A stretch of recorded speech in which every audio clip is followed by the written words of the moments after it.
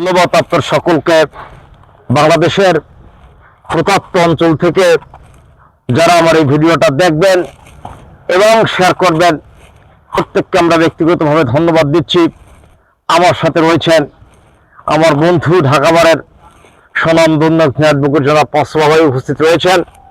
এবং আমি যে জায়গাটা অবস্থান করছি সেই জায়গাটা হলো বরিশাল জেলার কাশীপুর ইউনিয়নের লাকুটিয়া গ্রামের জমিদার বাড়ি অঞ্চলে আমি অবস্থান করছি। এই জমিদার বাড়ি অবস্থান করে এখানে জমিদারদের যে দিঘি ছিল সেই দিঘিদের সব পাশে আমি অবস্থান করছি। আমি আপনাদেরকে এই দিঘিটা দেখাচ্ছি। সরকার কর্তৃপক্ষ এখন নিয়ন্ত্রণ করছেন এবং বিভিন্ন অঞ্চল থেকে দর্শনার্থীরা আসে এই জমিদার বাড়ি পর্যবেক্ষণ করছেন এবং জমিদার বাড়ির এই দৃশ্য দেখছেন এবং এই দিঘির পরও দেখছেন এবং দিঘির পরে অনেক লোকজনই আসছেন। আজকে আমি এবং আমার বন্ধু অ্যাডভোকেট জনাব পসবা ভাই সহ দিঘির পর অঞ্চলে আসছি এবং আমি এই মুহূর্তে মসবাইকে জানতে চাই, আপনি তো এই লাকুটিয়া গ্রামেরই মানুষ এবং এই জমিদার বাড়ির এই দিঘির এখানে রয়েছেন এবং জমিদার বাড়ির অস্তিত্ব সম্পর্কে আপনি অনলাইনে কি বলতে চাচ্ছেন এবং প্রিভিয়াস সম্পর্কে আপনি উপস্থাপন করেন। লাকুটিয়ার জমিদার বাড়ি কত বছরের পুরানো ঐতিহ্যবাহী অত্র এলাকার জমিদার। তারা মানে দেশ ডিভাইডেডের আগেই তারা জমিদারি উচ্ছেদের পরে সরকার জমিদার তারা নিয়ন্ত্রণ করত। কিন্তু সরকার 1980-81 সালে অধিগ্রহণ করে কৃষি বীজ উৎপাদন, ধান বীজ উৎপাদনের অধিগ্রহণ করে, ধান বীজ উৎপাদন করে এবং সরকারি কর্মকর্তা কর্মচারী নিয়োগ করে তাদের সরকারি পর্যায়ে ধান বীজ উৎপাদন করে।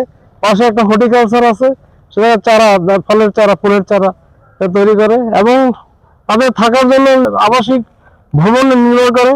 বরিশাল শহর থেকে বেশি দূরে না, 10 কিলোমিটার। আচ্ছা, আমি আপনাকে একটু কথা জিজ্ঞাসা করছি। এই যে আমরা এই জমিদার বাড়ি এখানে দেখতে পাচ্ছি জরাজীর্ণ বিল্ডিং রয়েছেন এবং এই জরাজীর্ণ বিল্ডিং এর কাছে আমরা আছি। আমরা এই মুহূর্তে বাড়ির পাশে যে সরকারি কোয়ার্টার আছেন, আমি এখন যে জায়গাটা অবস্থান করছি সেটা হলো পুকুরের পাশেই যে বিল্ডিং রয়েছেন, এটা হলো সরকারি কোয়ার্টার। এখানের গণমানুষের বক্তব্যটা হলেন যে এই সরকারি কোয়ার্টারগুলো জরাজীর্ণ হয়ে গিয়েছেন এবং এখানে রাষ্ট্রের কোনো দায়িত্ব এবং কর্তব্য এই কোয়ার্টারের প্রতি আছে কিনা সে বিষয়ে কিন্তু অনেক উপস্থাপনা করতে চাচ্ছেন। যে একাধিক কোয়ার্টার রয়েছেন, এখানে কিন্তু কোনো সরকারি আমলারা এখন থাকছেন না এবং সরকার কর্তৃপক্ষ এই কোয়ার্টারকে ডেভেলপ করার জন্য কোন রকম পদক্ষেপ নিচ্ছে না এবং অথবা যদি সরকারের কোনো লোকজন যদি এই কোয়ার্টারে ভবিষ্যতে থাকতে চান বা কোনো ব্যবস্থা গ্রহণ সরকার করেন, এটা যদিও বসবাসের যোগ্য নয় এই স্টেজ আমরা দেখতে পাচ্ছি। কিন্তু আমার বক্তব্যটা হলেন বা এই অঞ্চলের আমি যাদেরকে জিজ্ঞাসা করছি তাদের অনেকেরই বক্তব্যটা হলেন যে সরকার বাহাদুর যদি এই কোয়ার্টার নির্মাণ করেন, বাসস্থান করেন বা যদি কোনো পাবলিকদেরকে সরকার বাসস্থান করে থাকার জন্য উপযুক্ত পরিবেশ করেন তাহলে করতে পারেন। অথচ সরকারের নিয়ন্ত্রণাধীন এই জমিদার বাড়ি এখন রয়েছেন, এই দিঘির পর রয়েছেন এখানে, অথচ সরকারের কোনো কার্যক্রম নেই। কৃষকের যে ব্যবস্থাটা হচ্ছেন, গণমানুষের বক্তব্যটা হলেন সরকার কয়েকটা বিল্ডিং এখানে রয়েছেন, কোনো বিল্ডিং কি সংস্কার করার জন্য বা পুনরায় নির্মাণ করার জন্য কোনোভাবে কোনো পদক্ষেপ নিচ্ছে না বলে এই অঞ্চলে গণমানুষের বক্তব্য। এবং আপনি সরকারের যে ভবনগুলো রয়েছেন জরাজীর্ণ অবস্থায় এবং বাসযোগ্য কোনো পরিবেশ নাই, এই বিষয়ে আপনি সরকারের কাছে কি বলতে চাচ্ছেন? নির্মাণের শুরুতেই কোনো অফিসার থাকে না, তারা বরিশাল শহর কাছে থাকতে বরিশাল থেকে তারা যাওয়া আসা করে। এই জায়গায় থাকার মতো শুরুতে এলাকার সামাজিক পরিবেশও সুন্দর ছিল না। বিভিন্ন শ্রেণীর গোষ্ঠী যারা আছে তারা অফিসাররা থাকার মতো সেরকমের গ্রামের দুর্গমে থাকতে পারে না এবং শহরের কাছে থেকে শহরে থাকতো। শুরু থেকে এই অপচয়, রাষ্ট্রীয় সম্পদের অপচয় তাদের প্ল্যানে ছিল যে অফিসাররা এই জায়গায় থাকবে, কিন্তু অফিসাররা থাকে না। জরাজীর্ণ বিল্ডিং নির্মাণ থেকে এখন পর্যন্ত সে জায়গায় কোনো বসত ছিল না, কোনো অফিসার থাকে না। আমরা এই রাস্তা দিয়ে হাঁটছি এবং আমরা এখন বর্তমানে অবস্থান করছি উত্তর পূর্ব কর্নারে এবং এখানে একটি বিল্ডিং রয়েছেন।